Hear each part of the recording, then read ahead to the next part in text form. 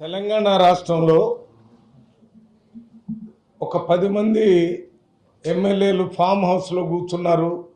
ప్రభుత్వానికి వ్యతిరేకంగా మాట్లాడారు, మంత్రులకు వ్యతిరేకంగా మాట్లాడారు అనేటటువంటి న్యూస్ని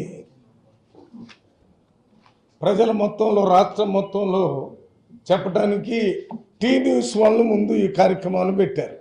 తర్వాత వేరే సోషల్ మీడియా వాళ్ళంతా పెట్టారు. నేను ఇప్పుడు అందరితో మాట్లాడాను, ఎమ్మెల్యేలు అందరితో మాట్లాడినప్పుడు వారు చెప్పింది ఏంటంటే, మా ఎమ్మెల్యే అక్కడ ఒక డిన్నర్ పార్టీ ఇచ్చాడు, అది ఫామ్ హౌస్ కాదు, ఐటీసీ కోహినూరులో డిన్నర్ ఇస్తున్నారంటే ఒక 8 మంది మా ఎంపీలు, అందులో నాగర్ కర్నూలు ఎమ్మెల్యే కూడా ఉన్నాడు, ఇతర ఎమ్మెల్యేలు కూడా ఉన్నారు. అక్కడ పోయారు, తిన్నారు. ఆయనకు ఒక చిన్న పని ఉందంటే అది మనం అందరం పోయి మంత్రి గారితో మాట్లాడదామని చెప్పారు. దీన్ని ప్రభుత్వానికి వ్యతిరేకంగా కూర్చున్నారని ఇంతకుముందు నేను చెప్పాను కదా, నిన్న మొన్న ఈ బీఆర్ఎస్ సోషల్ మీడియా వాళ్ళంతా ప్రతి విషయాన్ని ఈ రేవంత్ రెడ్డి గారికి, కాంగ్రెస్ ప్రభుత్వానికి వ్యతిరేకంగా ప్రజల్లో ఒక తప్పుడు సమాచారాన్ని చేసేటటువంటి కార్యక్రమం జరుగుతుంది. నేను పూర్తి సమాచారం తెలుసుకొని మీకు చెప్తున్నాను.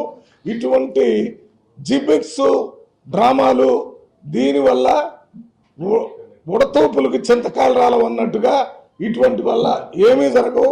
ఎమ్మెల్యేలందరూ చాలా సంతోషంగా కాంగ్రెస్ పార్టీ ప్రభుత్వంలో ఇండ్లు వస్తున్నాయని, అదే రకంగా రేషన్ కార్డులు వస్తున్నాయని, లేకపోతే రైతు భరోసా వస్తుందని, రైతులకు 2 లక్షల అప్పులు మాఫీ చేశారని, 200 యూనిట్ల కరెంటు ఫ్రీగా ఇస్తున్నారని, మహిళలందరికీ ఉచితంగా తిరుగుతున్నారు. వీటన్నిటి మీద లాభపడేది ఎమ్మెల్యేలు, కాంగ్రెస్ పార్టీ ఎమ్మెల్యేలు కూర్చుందంతా.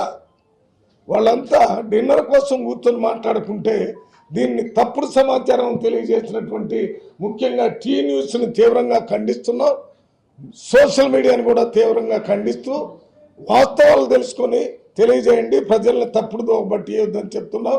ఇది టీ కప్పులో తుఫాన్ లాంటిది. దీంట్లో ఏ రకమైనటువంటి వాస్తవం లేదు. దీన్ని తీవ్రంగా ఖండిస్తున్నాము. ఎవరైనా నాతో మాట్లాడటానికి సిద్ధంగా ఉంటే నేను సిద్ధంగా ఉన్నాను, ఇంక్లూడింగ్ మీడియా సోదరులు. మీరు ఏమన్నా అడిగితే కూడా చెప్తాను.